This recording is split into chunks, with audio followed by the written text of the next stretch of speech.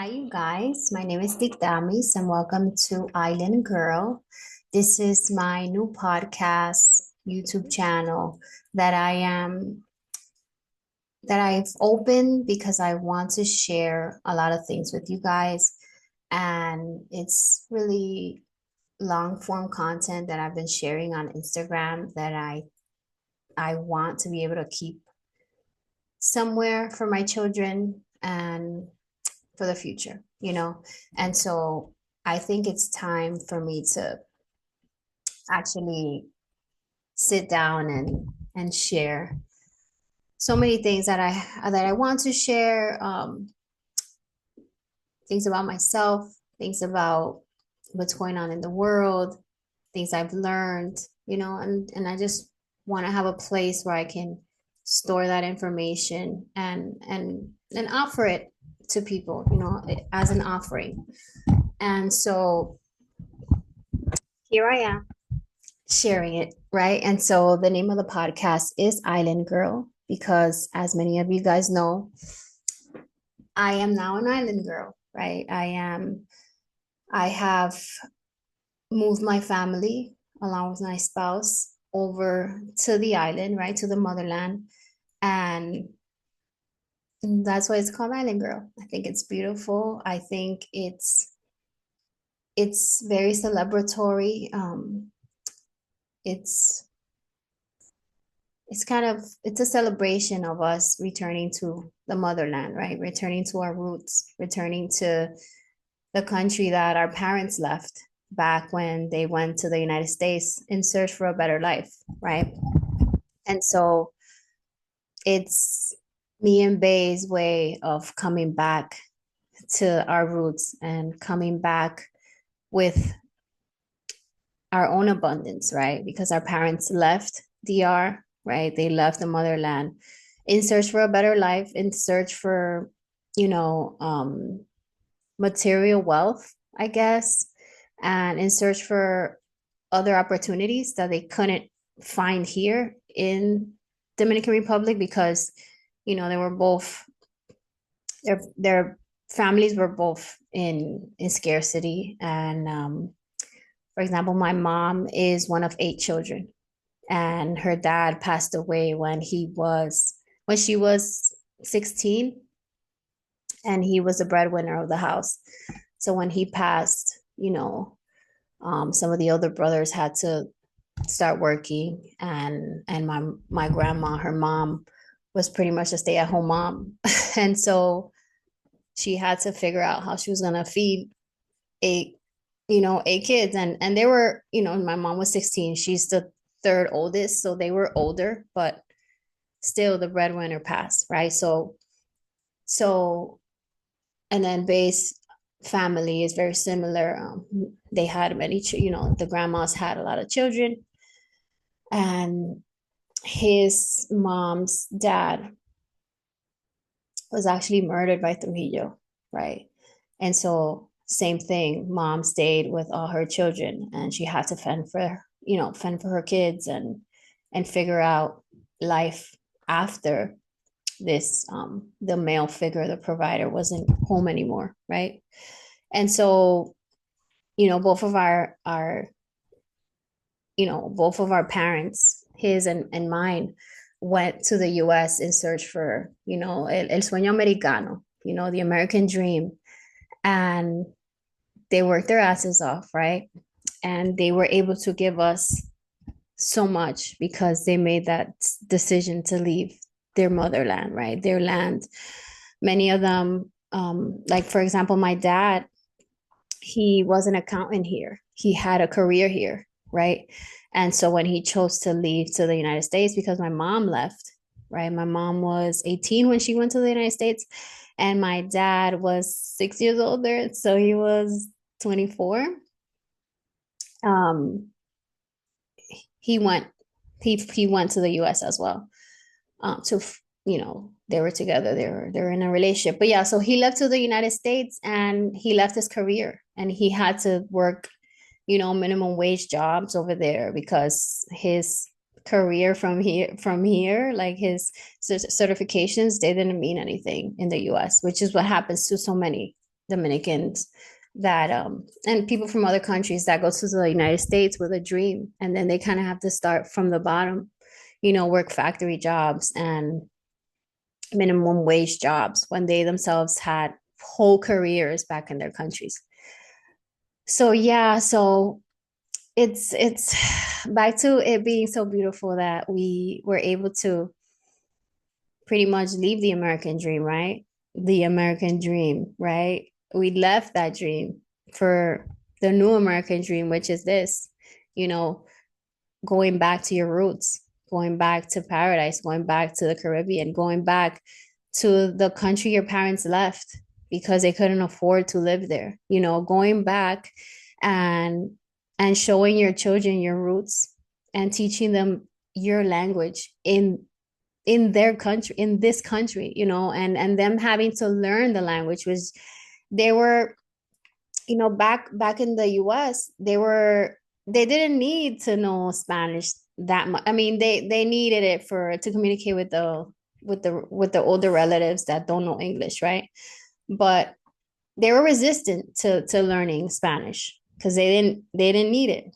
But then here they're immersed in the language. They have classes in Spanish. Their friends are Dominicans and they speak Spanish first, so they've picked up the language so fast, and it's such a beautiful thing, to think that our parents left this country for a better life, and now we left our country, right? The country that they took us, they had us in, that they gave birth to us in, right? And that gave us so many opportunities, right? We were able to go to college, we were able to buy a house, we were able to do the American dream, right? And then we decided to leave that dream because that dream became more of it felt like chains at this point, right? In 2023, it felt like that American dream was chaining us and it was keeping us from the lives that we actually wanted to live, right? The lives where we were present with our children, when we had more time, where we weren't just living to buy commodities and material goods, where we were actually enjoying nature and putting our feet on the grass and grounding and waking up to having the sun on our face early in the morning so that it could start our circadian rhythm. And yeah, so we pretty much left that American dream. We unchained ourselves, and then we came back to the motherland, and we came to show our children a different life, a life that it's not all about buying things and it's actually like living in the moment and experiences, right? It's not about having all these different gadgets and all these things filling up your house, right?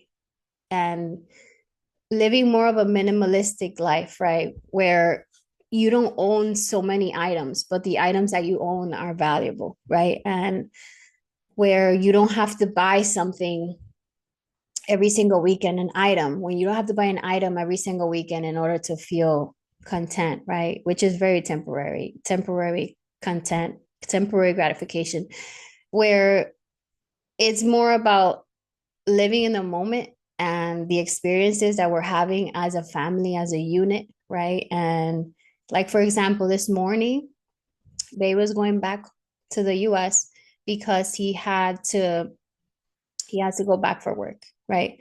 And so we knew he had to leave around 2 o'clock. I had to take him to the airport. So this morning, I felt like going to the pool, right? And everybody was kind of doing their own thing. He was packing, the kids were doing their chores.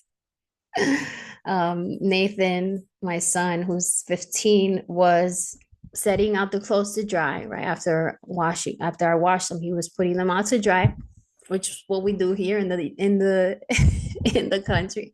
You dry your clothes outside with the sun. You don't use a dryer. And my daughter she's 9 and she was doing the dishes. So as everybody was doing their own thing, I was like, I had just worked out and I came up and I was kind of like telling them, hey guys, do your errands so that we can whatever, do your chores so we can hang, right? And they were kind of all them two were kind of doing their own thing. And then they Then I was like, then they kind of started doing their thing, their chores, the dishes and the clothes. And I was like, I'm gonna go to the pool. And I came to tell Babe because I was like, I feel like going down to the pool. I'm hot. I just worked out. I did shower, but I was like, I could use a little dip in the water before we go to the airport and everything. And so I told Babe, I'm like, I'm gonna go down to the water, go for a little swim. Come down for a little bit, have a little tan, be in nature a little bit before you go back. And he was like, all right, I'll come. And I told the kids the same thing, like finish your chores quickly and then come downstairs if you want. But I'm gonna be down there for a bit. And so one by one, they all started coming down. And I thought like I felt like they were gonna get carried away with like whatever they were doing and kind of maybe not come down. And I was like, that's okay. I'm okay with that because that's where I'm at right now. Just flow, I'm not in controlling the outcome. I'm just flowing, right? And and actually, one by one, they started coming down. Bay came down first. We jumped in together because the water was cold and it was early. It was like 9:30, 9 when we got in there. And we jumped in and we swam a little bit. And then Scar came down, my daughter, and she jumped in and we played some volleyball. And then my son came at the end. Well, not at the end, but last. And then we played volleyball together and we had some good times, but like a moment like that doesn't exist that often back home, right? Because everybody's in the hustle and bustle and everybody's so busy and everybody's always focused on what needs to be done next, what's next, right? And so nobody's actually here in the present moment, like just soaking up this moment, right? And so I feel like living here allows us more presence, more time in the moment. We're not like rushing. And because we're kind of like secluded, right? It's just us four here.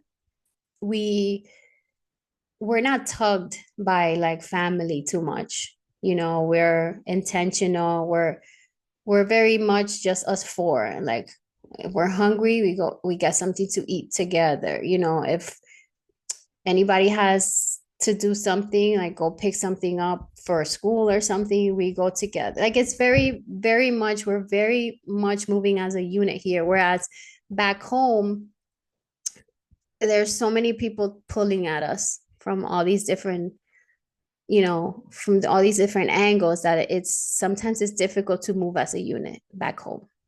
And here we don't have that. And again, we're more present. We have more time, right? Even though we're still working 9 to 5, we have so much more time. We have time before school and before work, right? We have time. We listen to music, we talk and all that. And then after work, we still have time, right? We have time. My spouse goes to jujitsu, right? He does jujitsu a few days a week after work. My son goes to soccer. He goes to soccer from 7 to 8, 3 days a week.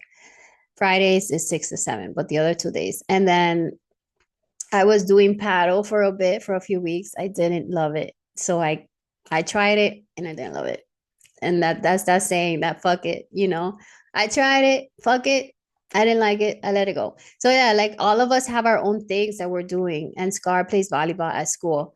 So even after school, there's still time to do things, right? And there's still presence and life is still joyful. It's not just like work, work, work, school, school, school, and then tomorrow wake up to the same thing. We're not in that rat race anymore. And even though we're still working, right, and our children are still at school, we are not in that rat race. It doesn't feel as if we're in that rat race anymore, right? And the more present we are and the more we're in alignment and flowing with what our souls actually came here to do, the more abundance we'll have, the more freedom we'll feel, right? Because we're flowing, we're in divine, um, we're in alignment, we're like in our divine path. We're walking our soul's path, right? And so it's so much more freeing, it's so much more liberating, and it's abundant, right? It's abundant. It feels great, right? It feels joyful. It feels like we're getting everything we were meant to get, and we're doing everything that brings us joy and bliss and peace, right? Like this was how life was supposed to be lived.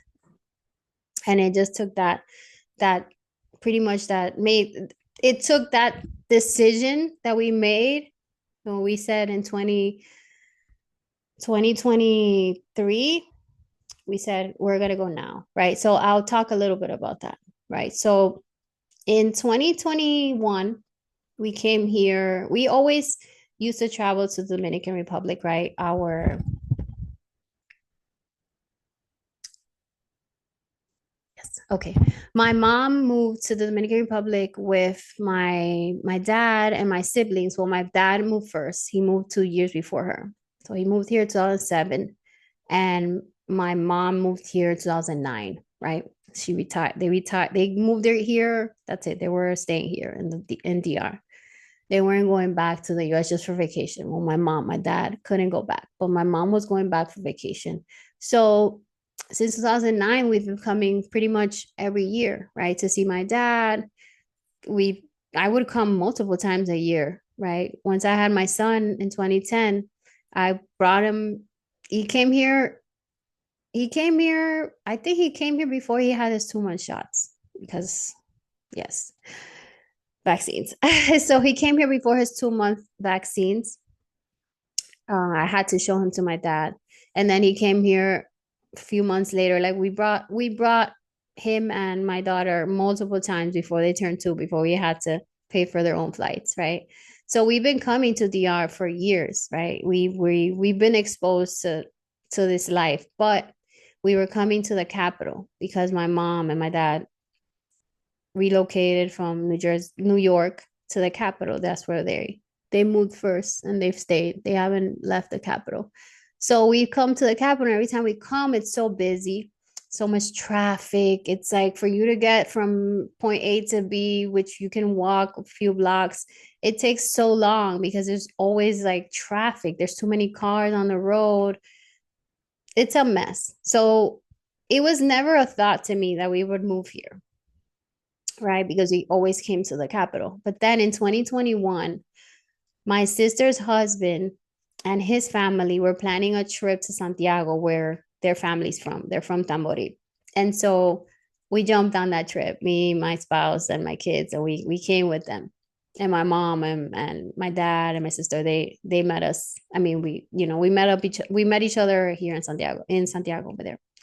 And so that was our first time going to Santiago like that. We went as children, but never as adults. So going and experiencing the nightlife and renting villas and seeing that life, like having a huge house with a pool and buying all the food together and like cooking breakfast and lunch and dinner and having like your meals together as a family, because it'd be me and my four, right? Us four, my mom and her and my dad and my sister, them three, plus my sister, her husband, her daughter, them three, like us together. Like it's so fire. So we'd get these big villas, and then all the people who are here from New York in Tamboril, they would come over. We would do barbecues, and then we would go out at night, and the kids would stay with grandma.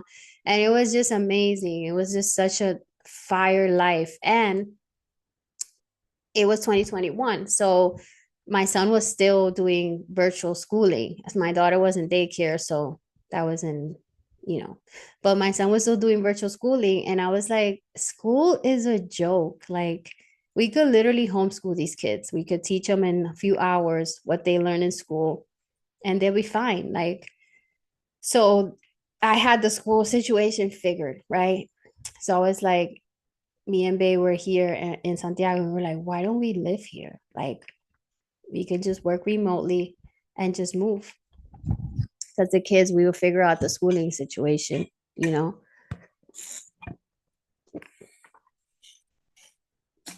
Excuse me. And so, yeah, so then in 2021, we were like, let's just move here. So then we started looking at apartments. First, we were thinking about moving to Santiago because we were in love with Santiago, right? And then May was like, I mean, if we're gonna buy property and we're gonna eventually move there, why wouldn't we move close to the beach? Because Santiago, is like an hour away from the beach, or like it's a distance from the beach, and we're beach people, right? So then we were like, all right. So So then we're like, okay, where will we go then? And then we're like, Punta Cana. So we found an apartment in Punta Cana a few months later because some of my cousins had invested and were about to get it, and we knew it was legit. It wasn't a scam. So we bought an apartment that was in Plano, which is like um, they were building it, right? So you buy it, they build it, then they give it to you. It took like a year and a half for us to get it.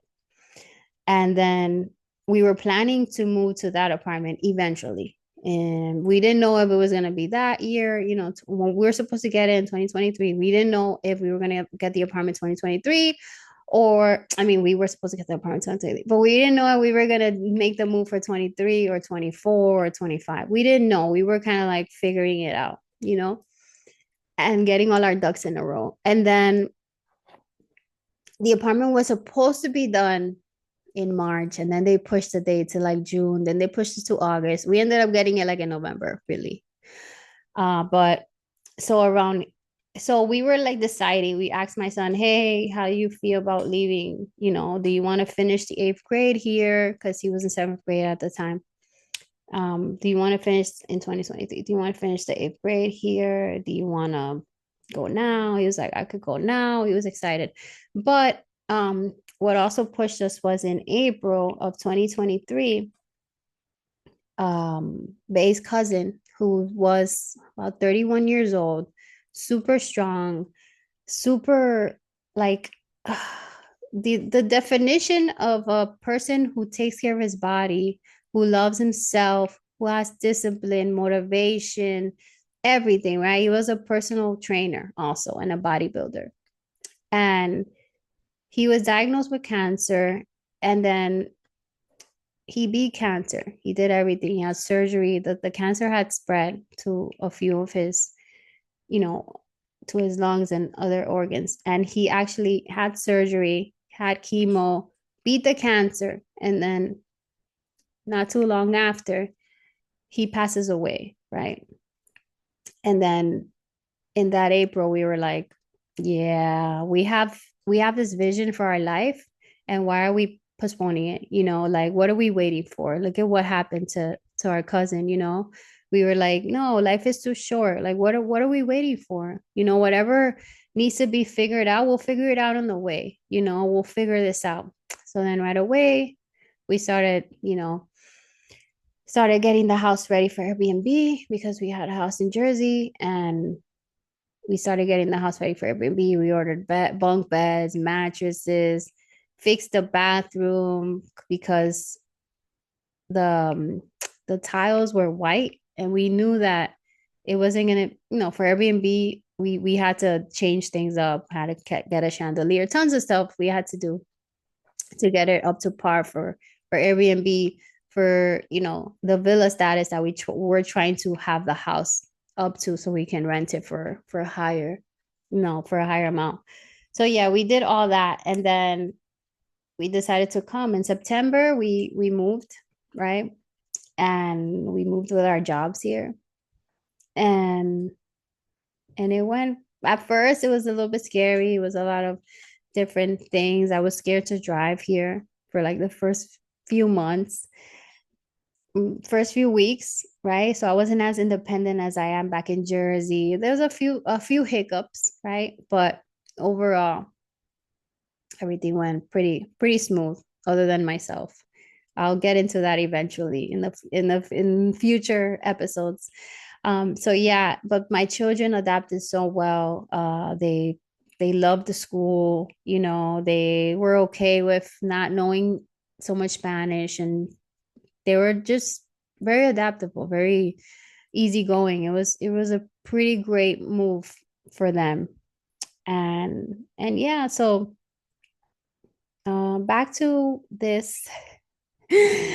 So I was just explaining why the podcast is named Island Girl, and it's pretty much because I am now an island girl, right? New York born and raised, um, female, 38 years old, that decided it was time to go back to the island, right? Back to her roots, right? And take her family with her, right?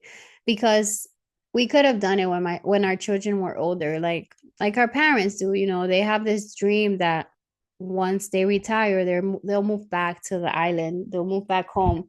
But many of them don't ever get to because they get sick, you know, they start getting their little benefits and they get scared that they're going to lose their benefits and all this stuff. And so they just stay home in their apartments watching the news and living in fear instead of returning back to their motherland, to nature, to the place that they, envision getting old and dying in, right?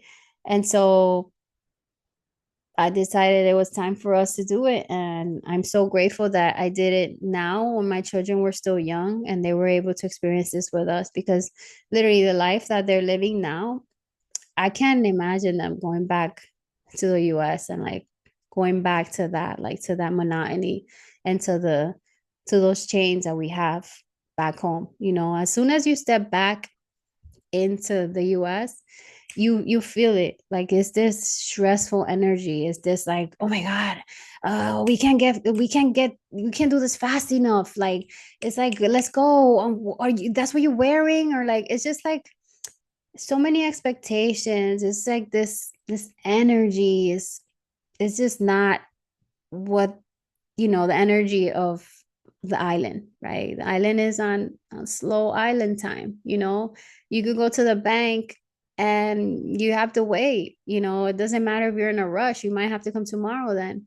And the same as in the supermarkets, you show up and there's like two ladies, two registers open, and they're chatting and they're taking their time, and everybody's on slow mode. And if it rains here, everybody's running late to school, everybody's running late to work. You get there when you get there, right? And that's kind of how life was supposed to be lived, in flow, like in flow, just pivoting. Oh, this isn't going right. Let's go this way. Oh, it's not meant to be today then. We'll come tomorrow, just like listening to your body, listening to nature, to the weather, going with the flow, versus like this hustle and bustle. It has to be done now, right now. You're late already. It's that gets people sick, and that's why there's so many people that are sick back home. And that's it. I think this is a pretty good introductory episode. I hope you guys liked it. And welcome to Island Girl. Please tune in for next week episode. Peace out.